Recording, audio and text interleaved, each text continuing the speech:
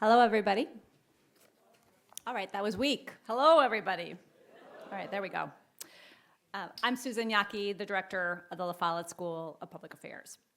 I'm so thrilled to welcome you all today for what I know will be a provocative and eye-opening conversation about something that everyone seems to be talking about these days.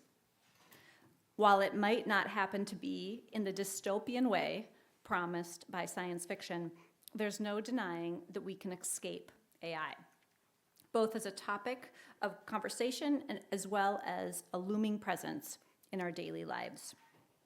The stories that we hear about the impending AI revolution are typically framed as technological stories, or sometimes even philosophical stories. But the story of AI is also very much a public policy story. How can we ensure that AI will be used ethically, and what does that even mean? How do we make sure that the economic impact of AI is not devastating for our communities and our families? And who's responsible for regulating AI technologies? And how do we even regulate when these algorithms are so complex that they largely remain inscrutable to even their creators, let alone policymakers? At their heart, these are all policy questions, and questions with profound implications. Thankfully, few people are as well equipped to grapple with these questions as our today's speaker, Professor Sendhil Mullainathan. And when we're building the wrong AI, Professor Mullainathan will provide an overview of two kinds of AI possibilities with our current technological and social conditions. He's then going to discuss how we can move forward toward building the right kind of AI, one that works for humanity. After that, Professor M is going to sit down with my colleague at the Follette School, Professor Jason Fletcher, for a Q&A.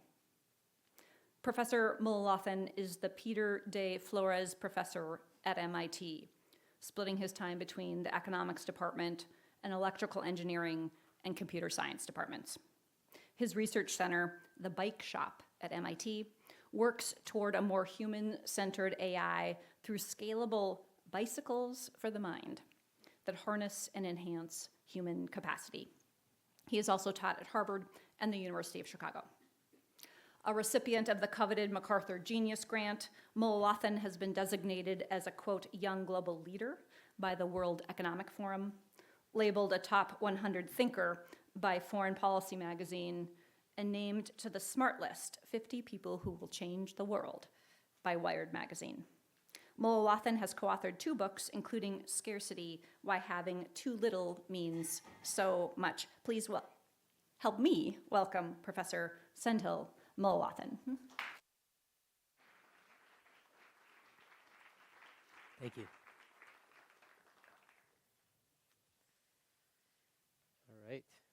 Thank you for having me. I can't see any of you. All I see are the lights. Maybe there's no one out there. Isn't that the human condition? All right. I'm just going to dive right in. Earlier this year, I went to an economics workshop called The Economics of Transformative AI. I'm sure you're not interested in hearing the boring seminars I need to go to, but here we are. You will hear about it. Now, I'm telling you about this because I love this title, Transformative AI. What is transformative AI? They defined it as AI that can do everything that the smartest people could do. When you hear that, you kind of think, wow, what an ambitious goal. But if you reflect on it for a minute, I want to say that's a very unambitious goal. Because we already have things that can do what people can do. People. And I want to argue there's a far more ambitious goal, and that's a different kind of AI. And this is a goal that makes us all better off, and I think this is the road we should be taking instead, and that it is feasible.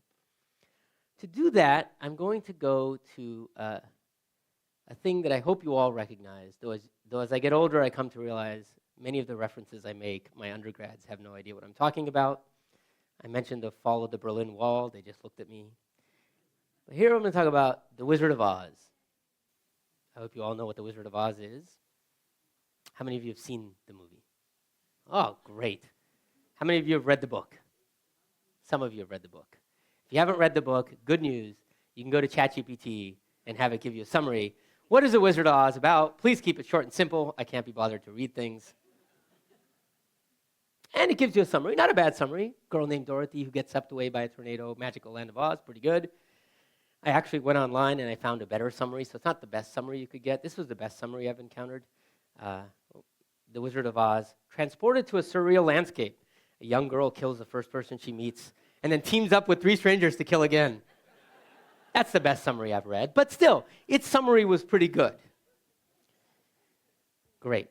So, some of you had said you read the first book. I'm glad to hear that. How many of you have read the second book? Oh, it's amazing. The third book, the fourth, the fifth, there are 30. You've read all of them? Oh, this is fantastic. I will be giving the rest of my talk to you. We'll get on a first name basis by the end of this. I'm bringing this up in part because of one book in this book of 30, the 15th book, The Royal Book of Oz. What interests me most about The Royal Book of Oz is probably the thing that I know most about books, their covers.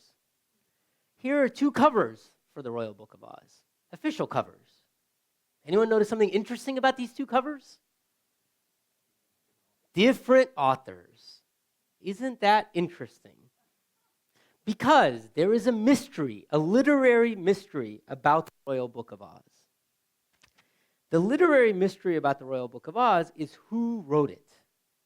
And for that small community that spends its time on these things, they have spent a long time trying to piece together who wrote it. And there is a lot of heated debate. Was it Frank Baum, or was it Ruth Plumley Thompson, or as some have said, it's both. You can find covers that have both their names. Because what happened was Frank Baum was dying, and he chose Ruth Plumley Thompson as his successor. And he died during the writing of the 15th book. And historically, it is all shrouded. These literary scholars, they read these books very carefully. They've read every book, like you. Now I'm just putting you on the spot. They've read every book carefully, and they look for the stylistic traces of Baum, the stylistic traces of Thompson. And they can't really come to an agreement because it's hard. So if the kind of AI we're used to can do things like summarize books, it would be interesting if there was another AI that could do things we couldn't, that could answer mysteries, important mysteries, like who wrote the 15th book of Oz. Luckily, into the foray came such an algorithm, a paper called Who Wrote the 15th Book of Oz? An application of multivariate, this is such a good title. But I don't know if many of you can see the subtitle. Does only the Oz himself know who wrote the Book of Oz? It's pretty good. Benongo is a hilarious person. I'm going to give you a rendition of this book, of this paper, with like a little bit of literary license, just to make it a little more interesting. Okay, but the facts are all true. So what does this paper do according to my rendition? They train an algorithm. He trains an algorithm. And here's how, in my rendition, the algorithm is trained. You take all the books except the 15th. Okay, you break them up into 5,000-word segments. And you say, each of these segments, I teach an algorithm. These books we know come from Glinda, which are Baum. These come from Captain Salt, which are Thompson. So I train an algorithm to say, here's a piece of text. You were trained on all of these with the ground truth, and I want you to predict whether this piece you've never seen comes from Baum or Thompson. So this is an algorithm trained on data, which we're all familiar with, but it's trained on data not to do what literary scholars would do, but in some sense to start afresh on the problem itself. So how well does it do? Well, here's how it does. I'm going to put on the x-axis books 1 through 30. And remember, in those books, I'm only looking at the excerpts it's never seen. So these are the Baum books, these are the Thompson books. Here's what the algorithm says. It says, these books are for sure Baum, these books are for sure Thompson. 100% accuracy. Pretty impressive. I'm sure when we started this journey, you're like, I really don't care. But now you'd be very upset if I didn't tell you what happened on the 15th book. See? Shows you not to judge a book by its cover. So what happens if we give it book 15? So let's dive in. Let's zoom in on book 15. Now I'm going to go chapter by chapter on book 15. And what the algorithm says, oh, this is easy. I got this. Until chapter 12, it's Baum. And at that point, something happens. Hint, Baum dies. And it's Thompson. That's it, 100% accuracy. This algorithm could see something that the world's experts on Oz couldn't see, and could see it with great clarity. Even more impressive in the Benango paper. It's almost like when you're watching basketball and these players like taking these trick shots. Benango took an even trickier shot than he needed to. Here's the trickier shot. This is the first few lines of The Wizard of Oz. When I said it was given the 5,000 words, you might have thought it was given this. It was, but with one little trick. And to understand that trick, I have to tell you something. In language, there's understood to be two kinds of words. Content words, nouns, verbs, adjectives, adverbs, the things that do the work. And what linguists call function words. These are just things that connect content words. A, the, it. They're just not interesting. What's weird about it is your mental world is filled with content words, the nouns and adjectives and adverbs of life. But actual text is filled with function words. The most common words in any text are I, the, and, to, a, the, of. These words are invisible to us. What do I mean they're invisible by us? Look at these things just for a minute. Paris in the spring, once in a lifetime, bird in the land, bird in the hand. Anyone notice anything weird? Yes, it takes a while to see the, the. Your mind is so good at processing these, you don't even notice those words. Right? You can see it. So when I said to you, what did the algorithm see? Actually, Benango didn't give it all 5,000 words. He took the 5,000 word things and removed all the content words.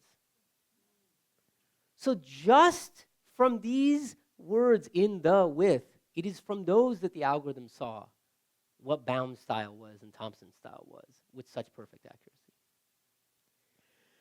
I like the Wizard of Oz story because I think it's a very digestible way to understand the difference between two kinds of AI. One kind of AI is AI that can do what the smartest people could do, the topic of that conference. The other kind of AI is AI that can do what even the smartest people cannot. And I want to be clear about something.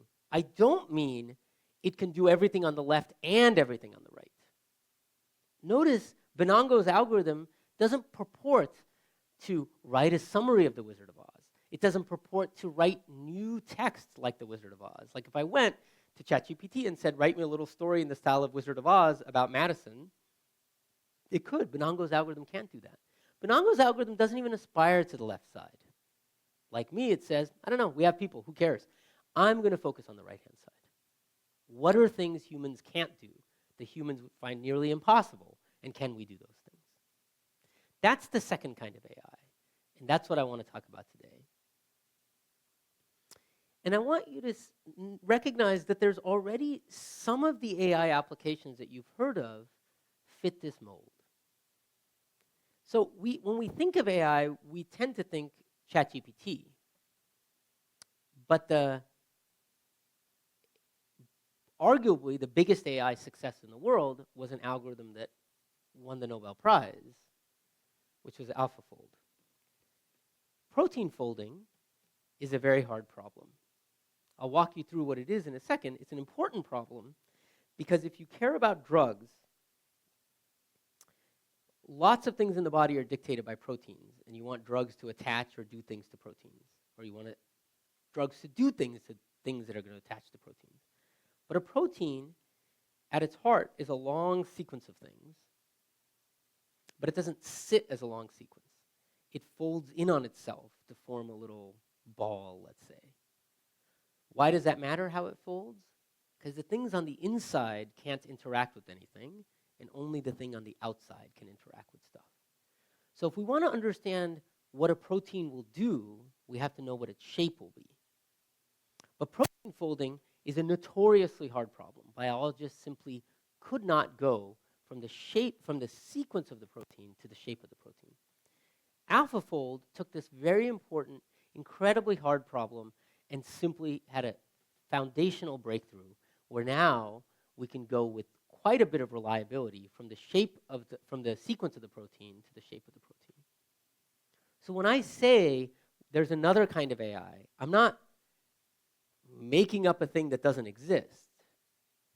I'm actually saying we have both kind of tools available to us. In fact, as recently as 2015, 2016, some of the very large companies that now spend time making chatbots were investing in the other kind of AI. And what I want to do in this talk is to kind of walk you through this other kind of AI, give you a sense of why I think it's so much more transformative, and try and argue to you that almost all of the ills that you associate with AI are not the ills of AI. They're the ills of the left-hand side of AI. They're the ills of a very particular kind of AI. And it is one of the remarkable successes of the companies that build, I said left-hand side, but of the companies that build the sort of large language models, that they have sort of managed to convince people this is AI. That is not AI. That is it would be like having one flavor of custard. I can't cater to the local audience, can I? No, I shouldn't do that. I was going to say one flavor of ice cream, then I thought I should say custard, then I realized this is all going to sound very false. But I did just have custard. So it'd be like having one flavor of custard and saying, I don't like custard. You don't like that flavor. And I think that's what I'm going to try and convince you today. All right. So let me walk you through what this means. So let's start with this other kind of AI. And I'm going to try and walk you through 3 applications of how they would look very, very different. The first I'm going to do is in healthcare. Then I'm going to do in criminal justice.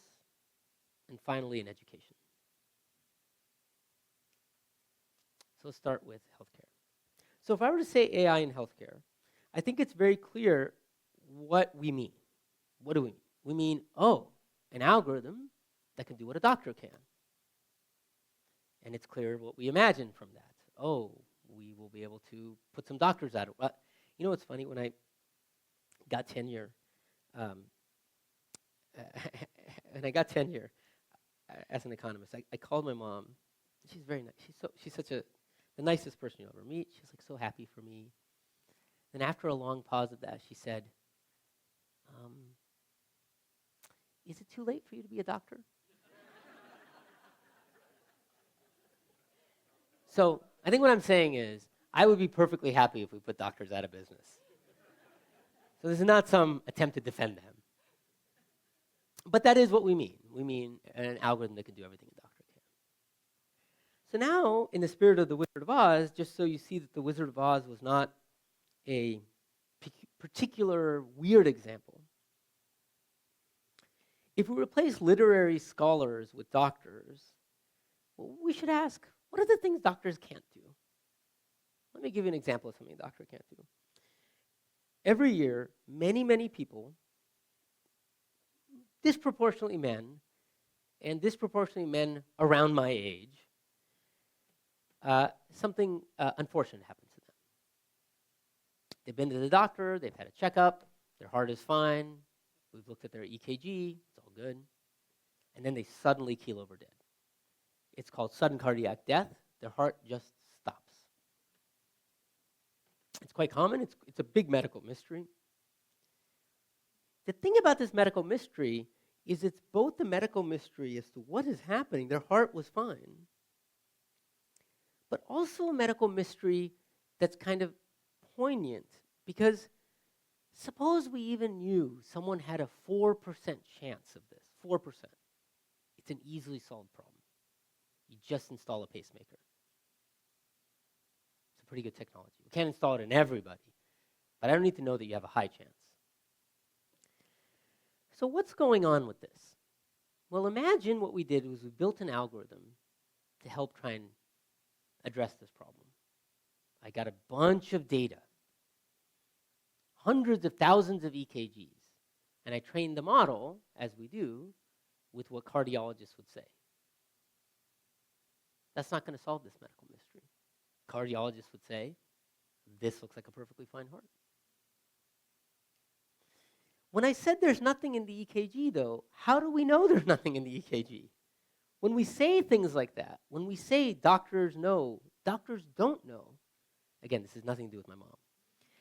They are simply saying, given the existing medical knowledge, we don't see anything. But the Oz scholars also didn't see anything.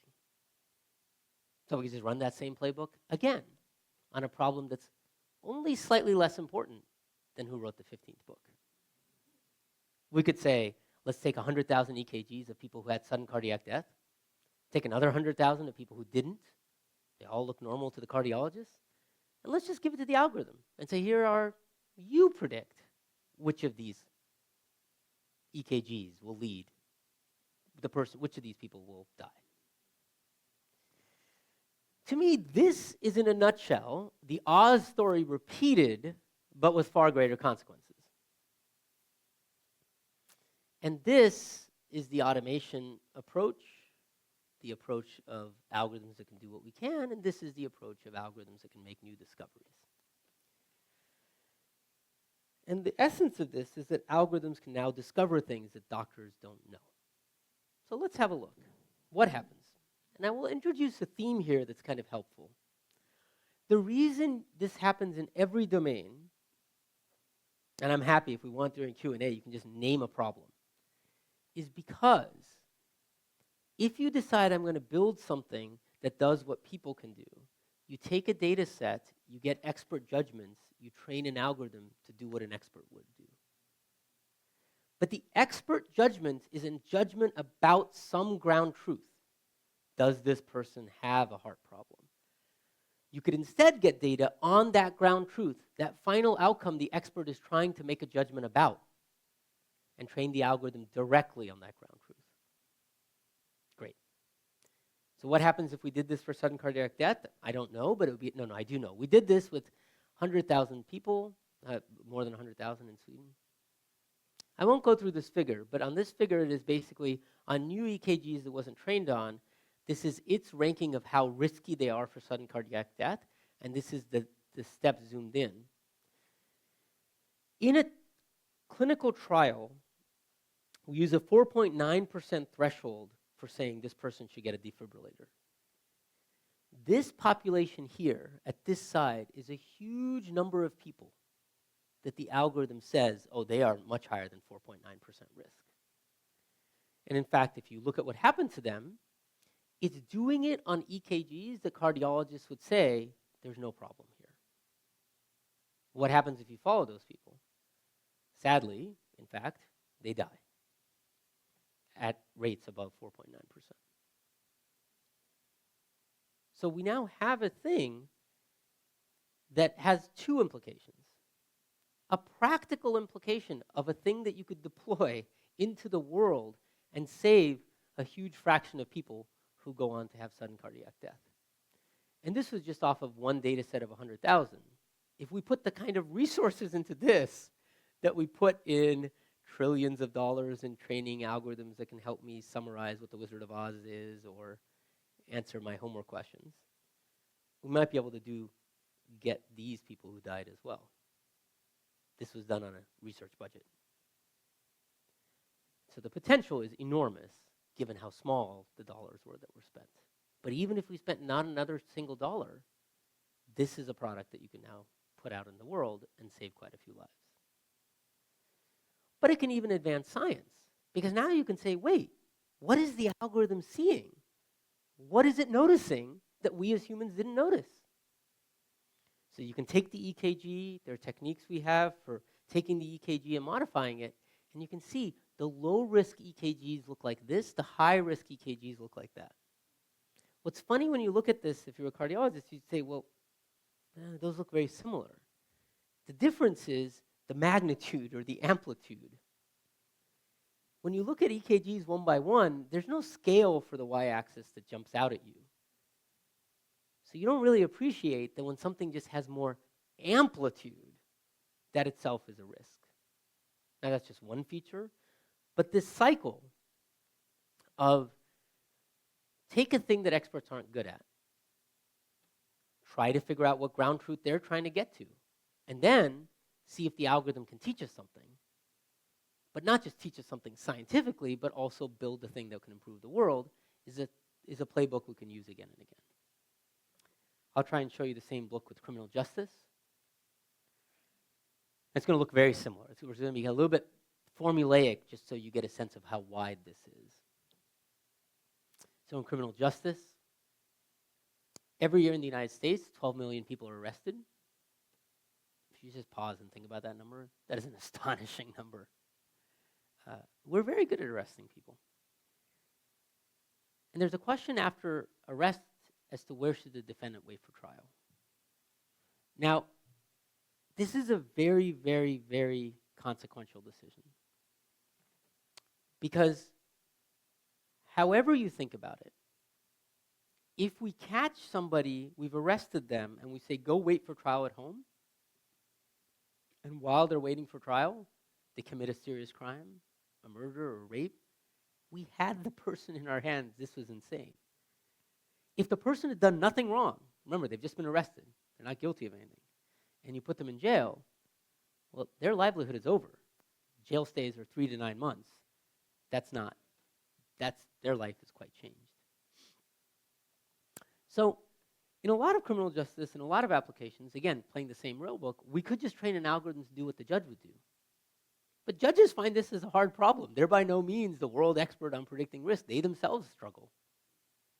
Or we could take what the judge is trying to get at. Does this person pose a flight risk? Do they pose a public safety risk? And train the algorithm on that. It's just the same theme again. So when we train an algorithm on who poses high risk, when we do this, we can then ask, does this algorithm do better than the judge? And there are two ways you could ask whether it does better than the judge. One is, you could say, suppose we're comfortable with the current crime rate. To achieve the same crime rate, how many people would the algorithm need to jail relative to the judge? Or if we're comfortable with the current jailing rate, we could ask, what crime rate would become if the algorithm is responsible for jailing the same number of people? Turns out the answer is, the algorithm does not a little better, but a lot better. So you could keep crime fixed and reduce jail populations by 40%. As my collaborator on this, Jens Ludwig, likes to say, we could close Rikers in July. I'm not sure how good his math is, so you might want to check that. No, it is close Rikers in July. But it's not just that. The algorithm actually reduces racial disparities. Many times people think, oh, algorithms will be biased, but that's a consequence of the kind of data we're training them on. And I'm not saying we should automate. I'm just saying this algorithm has found something super valuable that a judge would find helpful. And in fact, Jens and some collaborators have taken this and have implemented it in a major US city and have found quite sizable benefits. But just as with the sudden death example, we can ask not just can algorithms help, but why are they helping? What is it that the judge is not seeing, just like what is it that the doctor didn't see? In this case, it's not something that the judge is not seeing. It's actually something that the judge is seeing that they shouldn't be seeing. So what we did is we said, let's build another algorithm to predict the judge's errors and ask what leads them to make mistakes. And I'm going to do a little top 5 Family Feud-like answers. Which factors predict the errors? Well, the 5th most important factor for it is current charge being a drug crime. The 4th most is current charge being a felony. The 3rd is current charge being a property crime. So as you can see, the legal scholar Cass Sunstein, based on these results, has a term he's coined called current charge bias. Judges pay too much attention to current charge. Anyone want to guess what number 1 is? Race, interesting. Any other guesses? Gender? It turns out that the most important thing for inducing bias is the current charge of having the wrong face. The mugshot, and there's something a little wrong with this. I misstated what this is. It's not that the mugshot matters and each of these matters. It's that the mugshot is so important that if I deleted everything from my data about the person and kept only the mugshot and predicted what the judge will do, that's about half of the predictable variation in what the judge will do. What's the equivalent of what in the face is the judge seeing? Well, it turns out there are at least two. There are more, but these techniques have gotten us at least two. The first is that judges weight a lot, and sex really matters. That gender is really important. But when we focus on men, these things I'm going to describe are far more important than race. Weirdly important relative to the importance of race. It's strange how important they are. The first feature is well-groomed, which at least you can now, after the fact, say, oh, I guess I can see that. I think I could say that. The other feature is full-faced or heavy-faced. This one's a funny one, because with well-groomed, you all know well-groomed people are more likely to be released. You would all guess that. With full-faced, which direction does it even go? Are full-faced people more likely to be jailed? More likely to be released? Which is it? And these are not just effects. The magnitudes are very large.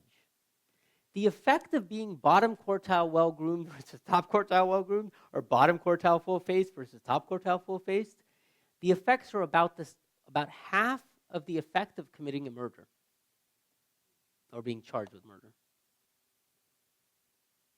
But this is not a thing any judge sat there saying, yeah, full-face, really important. Make all my decisions based on full-faced. No, even the judges, we've talked to judges, they don't sit there going, yeah, I feel good about my choices. They're like, I don't want to be doing this. How do we not do this? By the way, the effect is fuller faces more likely to be released.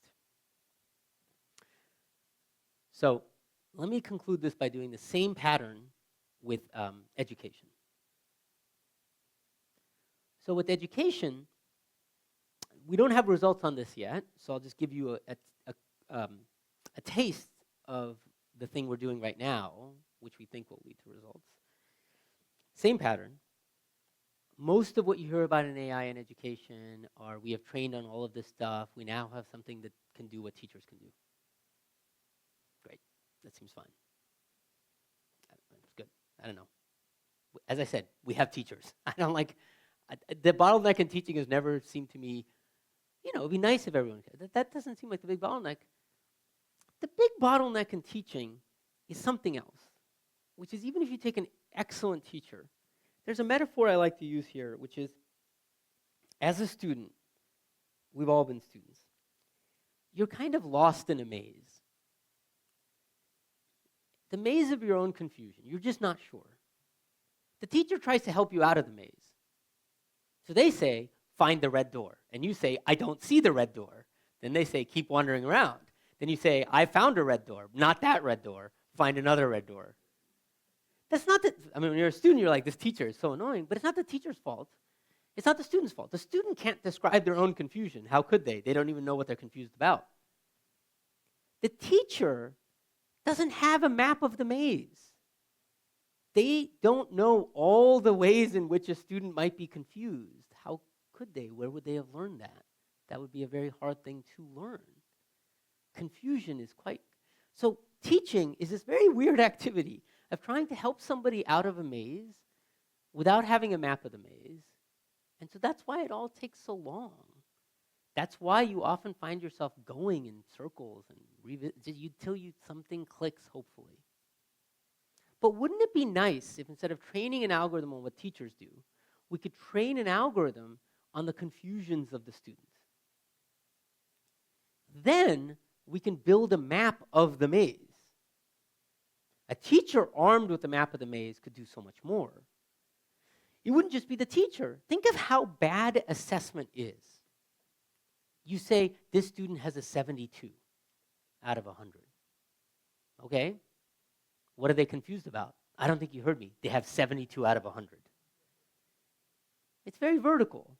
Take 10 students who got 72 out of 100. They each could be confused about different things and understand different things. Of course, they got different questions right and wrong. It's all a mess. But that's because we don't have a map of the maze, which we can say, you have these confusions, you have these confusions, let's pinpoint, let's try to make sense of it. So how would we target this? Well, we have a ton of data that we've now collected explicitly for this, where what we do is, in math, we get students to walk us through step by step by step. These are just one-step problems, but they're like 6, 7, 8-step problems. And then we build an algorithm to learn to predict the steps students will take. Of course, many of those steps are wrong, which is the point. You want the algorithm to learn the missteps that are commonly made. Once it has done that, you now have an algorithm that embodies in it the kinds of confusion students have. And that's what this exercise is. And once you have that, as I said, there's a lot we could do. But just so you get a sense of, even in the simple data, how big and misleading it is. And the kind of problems we give students, about 25%, less than 25% of the answers are right. These are hard problems for these 8th graders. So as a student, that's quite dispiriting. Like, oh, I'm not getting anything right. Guess what fraction of the steps are correct? More than 80%. That's why learning is so hard.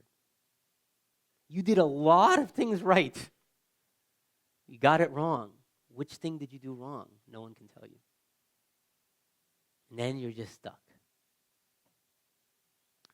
If we could figure out what the confusion is, we can focus practice, focus explanations. I'm in this work, we think could cut learning time by a factor of 3 to 4, just because we get rid of the wasted time. Not to mention frustration. So there are no results on this yet, but it's sort of a teaser of what you could do. So I hope I've convinced you there is a radical difference between what's on the left and what's on the right. Let me walk you through a little bit of the more macro differences. So, does what people can do, does what people cannot. I want to point out something. Notice in every one of my examples, it was not important that the algorithms I built can do what people can. That was irrelevant. I say that because of what I'm about to say next. Almost all of the efforts we are taking right now are to take algorithms that are at 85, 90% of what people can do and try and move it up to 100. And that last bit is a ton of effort to squeeze out. Here, we don't have to worry about that. And that changes the entire architecture for how you go about building models. Speaking of building models, this should be obvious to you now, but these models on the left are built very differently than the models on the right. On the left, we get data on human understanding. On the right, we get data on human ignorance. It's a very different perspective to train on our knowledge than to train our algorithm on our ignorance. The impacts, therefore, of the other kind of AI are totally different. For the algorithms on the left, we worry about job loss because they're substitutes for people. There's no worry about job loss on the right. In fact, it's job gain. The profession of teaching becomes more effective when teachers understand the confusion. The profession of medicine becomes more. We are looking to expand our understanding and reduce our ignorance, which is, I think, the greatest of social goals. You might have heard that these models have a lot of energy, use up a lot of energy. That is entirely a consequence of what we talked about earlier, of trying to build huge models to eat that last 5%. The models on the right are so tiny, you could run them on your phone. AlphaFold runs on your laptop. In fact, there's an open source version of AlphaFold that can be trained on your laptop. All of AlphaFold. But that's because we're not trying to boil this ocean. These are specialized models that take on specialized problems and kill them. Notice on the left, everyone is correctly worried that this is expropriating all the creators who created this immense human knowledge. But the thing on the right is trained on ignorance. It's not improving anyone's knowledge. It's actually expanding our knowledge. Now, these are all medium-run impacts. Let me tell you the impact that I fundamentally feel makes the thing on the right far more important, which is the long-run impact. If you look at the history of humanity, there's kind of curves like this you can look at that look something like this. This one starts at kind of 1 BC and works its way out, GDP per capita. There are many versions of this. And they have been some insanely exponential curves. And to a first approximation, I don't think any macroeconomist will disagree with me. What drives and has driven this exponential growth over the last 2,000 years of history? At a long enough horizon, there's really only one thing that produces growth, which is an expansion of what we can do.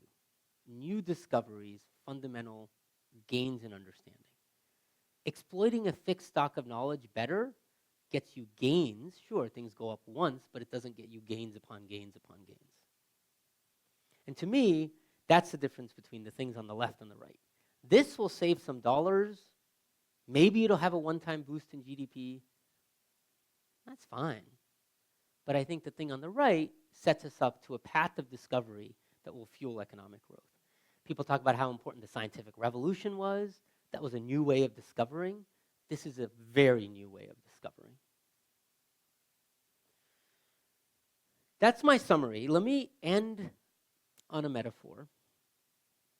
In the March 1973 Scientific American, about a month before I was born, there was an infographic. The infographic was about animal locomotion. It described how many kilocalories does it take an animal to move per kilometer per kilogram of their mass. Okay? I went and dug up this infographic. This is it. So on the x-axis is body weight, y-axis is cost of transport, calories per gram per kilometer. Some interesting things here. You'll notice up here, mice, very inefficient. They're like dragging their asses around. Salmon is the most efficient animal. Man, or as people were known back then, middle of the road. Not particularly efficient, not particularly inefficient.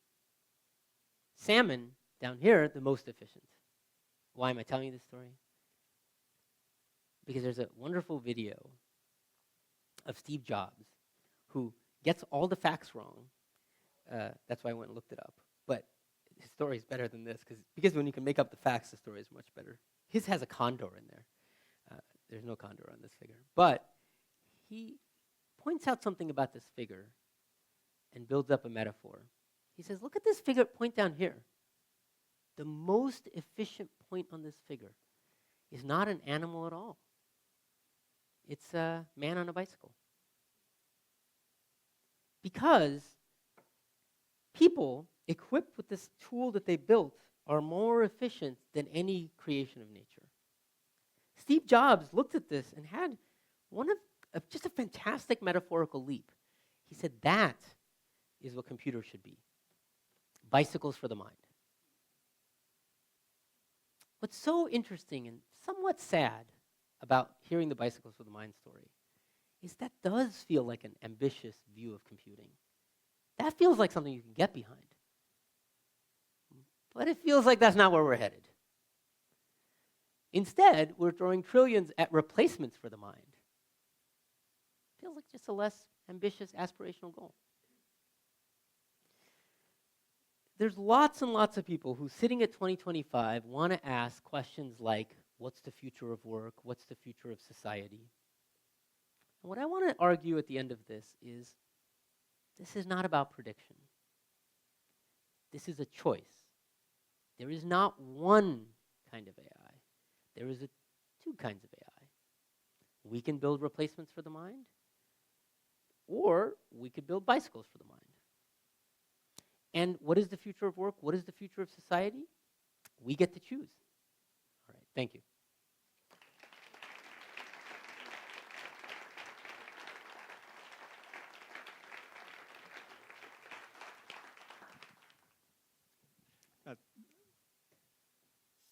That was great, Sendhil. How are we going to get there? So maybe step back and say, why are so many of our largest companies investing in one type of AI versus a different type of AI? Yeah, I think this is a good thing. I think oftentimes in public policy and economics, we're in the unfortunate position of saying, this path is the one that's good for society. Unfortunately, this path is the lucrative one. And nobody wants to force someone to eat their broccoli. I don't have kids, so I'm sure you guys probably enjoy that activity. This is not that case, and I'll tell you why. The other kind of AI is the thing that these companies were building for profit, like AlphaFold, until the LLM gold rush began. So this is not a case of a profitable thing against an unprofitable thing. It's the case of a gold rush up against a thing that's extremely profitable. And you can see it that all of these companies, with the exception of OpenAI, had been in this activity doing the other thing. So to me, I think this is a deeper distortion about the current thinking that there's a winner-take-all market, and we need to take over the LLM market and be the winner to take over all of it, and it's leading to kind of a gold rush. I think policy and others can play a pretty big role. And forget policy.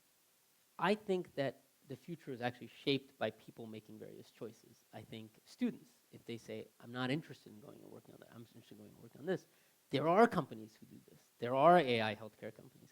We're in the land of Epic.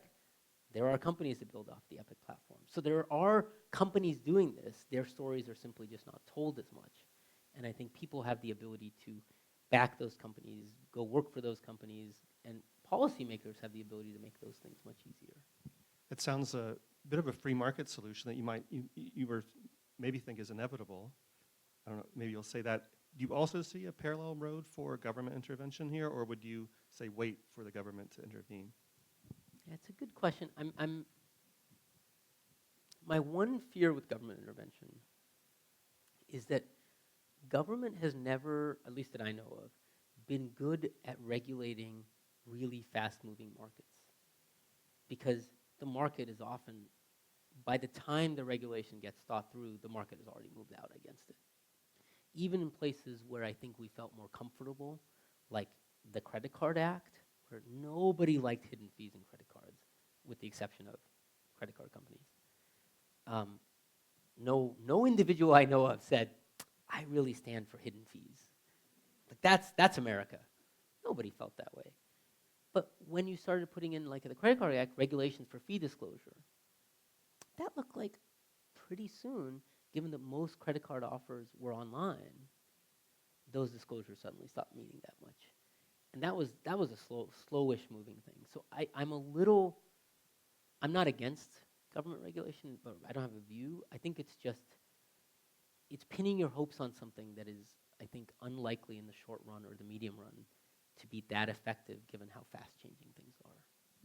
Is there a role here at UW and maybe even K through 12 about describing these choices to young people as they're going into the job market? That's exactly right. I think that one thing, I love that. I think one thing it's so easy to forget is that all of this technology was built by people who are undergrads 10 years ago. So if you ask, how is the next 10 years going to be dictated? It's by people who are undergrads right now, here, in your universities, in our universities. So in some sense, there is just an enormous capacity we all have in influencing the choices of people and influencing what they work on, what they get excited by. I love the way you put it. I think the more people can understand the choices they have, the better off we'll be. You know, just as an example, if you feel like the future is AI and there's only one kind of AI, and you have an offer at OpenAI, you'd go do that because that's the future. If you felt there's actually a second option, you would probably, I think, take the second option. I think most people I've talked to prefer this future, the one I'm describing, to the other future. And so I think to the extent that you can give a sense of possibility, I think it makes a big difference. You've both described over a decade of all this buildup, and you have many use cases that you've described today. Where are we in this story of AI? It sounds like we're in the middle, maybe we're closing in on a major chapter. Where are we? Yeah, one of the things that, if I were to ask you all where we are in the story of AI, I think if you have imbibed the popular narrative, it sounds like we're in the part of the novel where the Death Star has been built, and now they're turning the ray gun on Andor. Is that what it is? No, Alderaan. Alderaan. Thank you. Wow. So no Oz fans, but some serious Star Wars fans. So pretty quite late into the movie. I actually think that's an optical illusion. I think we are page 3 of the novel. Story is just starting. And when there's a lot of flurry, oh, this thing does this thing does that, it's easy to think the story's, no, we're just getting going. And I emphasize that because I think when you think the story is far along, you feel helpless. When you think only 3 pages of this book has been written, there's a lot you can do. A lot you can do. And I think it took me, even, like, it clearly probably comes across that I'm quite optimistic, but I even took some time to get to this, because it's just so overwhelming when you take the narrative in front of you. I had to step back and say, is this stuff really true? Is it? And you're like, no, wait, so much is left to be done. And there's no reason that this story has to go that way. And in fact, I think you have views of who has been writing these first 3 pages. Yeah, that's actually, this is the, like, we all have so much of a cynical muscle that's a good defense mechanism. If Pfizer announced tomorrow that they have drugs that are going to do A, B, and C, I mean, they don't even need clinical trials. These drugs are so good, let's just get it onto the market. I don't think anybody would be like, great, let's just trust Pfizer. They surely have no self-interest in this. But who do you listen to implicitly about AI? Oh, Sam Altman said this. Now, I don't think Sam Altman has any self-interest in this. Of course he has. It's insane. It's not just monetary self-interest. It's to be an entrepreneur, you have to believe the thing you're selling.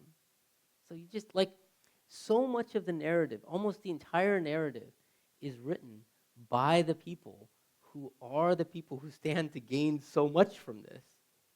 Even the people who are against AI, they're not trying to write a counter-narrative. They're taking the original narrative and responding to it, saying, well, that's dangerous. We need to shut it down. Is it dangerous? This guy told you it's going to be this big. Like, what is? So I'm often frustrated that there isn't more skepticism or cynicism that in any other course of business, you'd be like, of course OpenAI would say that. But you see these unabashed headlines that people read saying, oh, the worker at OpenAI claims we're only 12 months away from AGI. I don't know. I mean, sure. If I ran a hedge fund, I would say we're only 12 months away from super profits.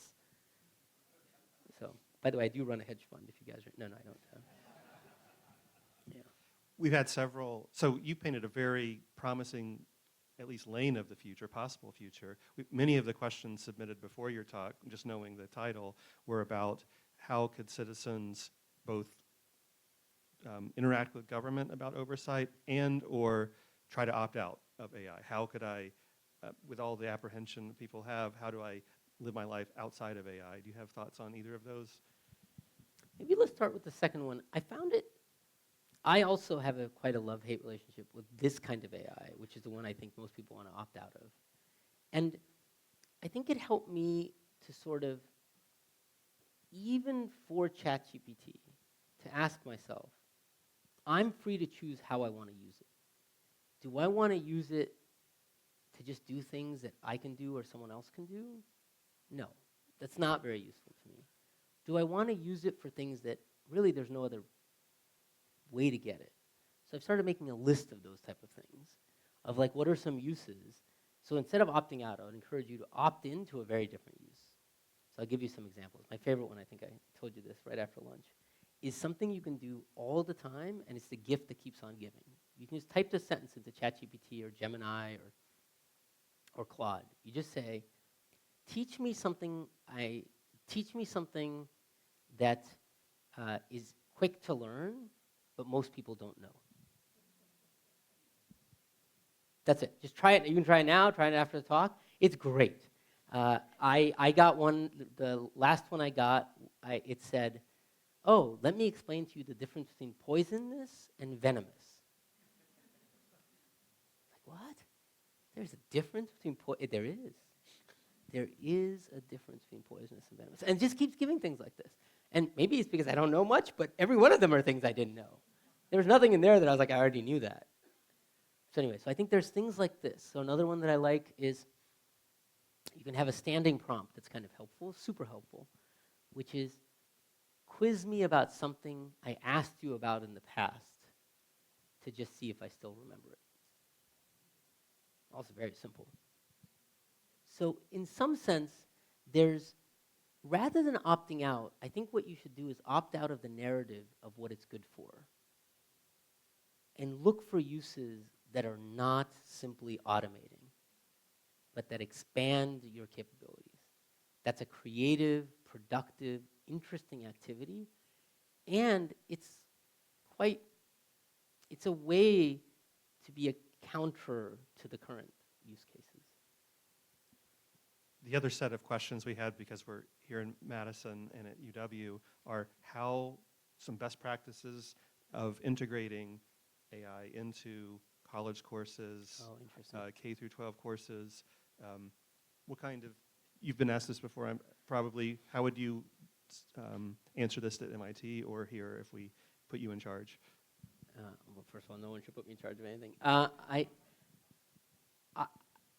As optimistic as I am about this kind of AI, I'm so nervous about the other kind. So I share everyone's nervousness. So for example, I'm really worried that there's a certain kind of mediocrity that's setting in. So people are like, oh, I learned this thing. And you're like, okay, try to explain it to me. And it's some bland, not quite understood.